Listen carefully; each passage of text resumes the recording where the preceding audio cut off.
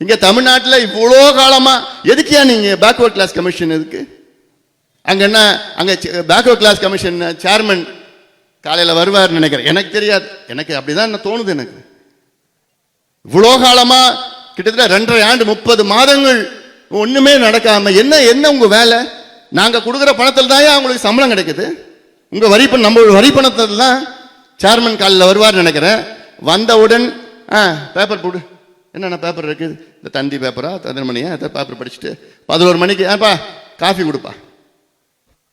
அவன் 11 மணிக்கு காஃபி குடிச்சிட்டு அதுக்கப்புறம் டிவி போடு, டிவி ஒரு மணி நேரம் பார்ப்பார் நினைக்கிறேன். பார்த்துட்டு அதுக்கப்புறம் 1 மணிக்கு சாப்பாடு எடுத்து வாப்பா சாப்பிடலாம். இதுதான் அன்றாடம் செய்து கொண்டிருக்கின்றார் நினைக்கிறேன் நான்.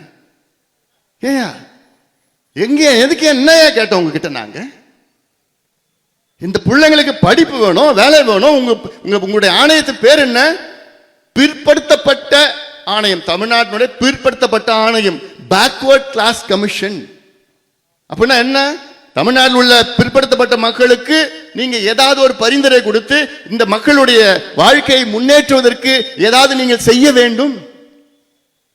அதை விட்டுட்டு நீங்க எதுங்க வந்து நீங்க காஃபியும் மிக்சரும் சாப்பிட்டுட்டு டிவியும் பேப்பரும் படிச்சுட்டு போறதுக்காக ஒரு ஆணையம்? அதுக்கு ஏன் உங்களுக்கு சம்பளம்? அதுக்கு ஏன் உங்களுக்கு ஆபீஸ்? அதுக்கு உங்களுக்கு ஏசி? அதுக்கு உங்களுக்கு ஒரு காரு? உங்களுக்கு சம்பளம், உங்களுக்கு உறுப்பினர்கள், உங்களுக்கு ஏபிஏ எல்லாம் வச்சுக்கிட்டு எவ்வளவு பெரிய ஆபீஸ் எதுக்கு அவங்களுக்குலாம்? இல்ல உங்களால முடியல, தயவு செய்து ராஜினாமா பண்ணிட்டு போங்க. ராஜினாமா பண்ணிட்டு போங்க. நீங்க இருந்தும் இல்ல, பிரயோஜனம் கிடையாது. இல்ல நீங்க எல்லாம் படிச்சவங்க தானே. எங்களுக்கு எவ்வளவு ஆதங்கம் இருக்கு, நீங்க ஏதோ ஒரு செய்வீங்க, பரிந்துரை செய்வீங்கன்னு அன்றாடம் நாங்க ஏக்கத்துடன் காத்து கொண்டிருக்கின்றோமே. இது எங்களுடைய எதிர்காலம் தானே, இந்த பிள்ளைங்களுடைய எதிர்காலம் தானே. இவங்களுக்கு வேலை இல்லாத தானே இவங்க எல்லாம் போய் குடிச்சிட்டு இருக்கிறாங்க, கஞ்சா போதை பொருட்கள் இருக்காங்க. பிள்ளைங்களுக்கு வேலை கிடைச்சதுன்னா அவன் ஏதாவது தீய பழக்கத்துக்கு என்ன அடிமையா இருப்பானா? வேற என்னையா கேட்டோம் உங்ககிட்ட நாங்க? எதுக்கு உங்களுக்கு ஆபீஸ்? எதுக்கு இந்த பதவி? எதுக்கு இந்த பொறுப்பு? எதுக்கு உங்களுக்கு சம்பளம்? தண்டத்துக்கு சம்பளம் வாங்குறீங்களே நீங்க. ஒரு பரிந்துரை கொடுப்பதற்கு இந்த பிள்ளைகளுடைய வேலையும் படிப்புக்கும் ஒரு பரிந்துரை கொடுப்பதற்கு உங்களுக்கு துப்பு கிடையாது. அப்புறம் எதுக்கு அவங்களுக்குலாம் ஒரு ஆணையம், ஒரு கமிஷன், ஒரு காரு, ஒரு ஏசி, ஒரு ஆபீஸ்? உங்களுக்குலாம் ராஜினாமா பண்ணிட்டு போங்க. எங்களால முடியல பண்ணிட்டு போங்க. கர்நாடகாவில் இருக்கிறது 35 நாள்ல ஒரு இடைக்கால பரிந்துரை செஞ்சு கிட்டத்தட்ட 2 மாதத்துல அங்க கணக்கெடுப்பு நடத்தி அங்க இருக்கிற பட்டியலின பிள்ளைகளுக்கு எல்லாம் வேலை வாய்ப்பு, அங்க இருக்கிற கல்வியை கொடுக்க முடியுது.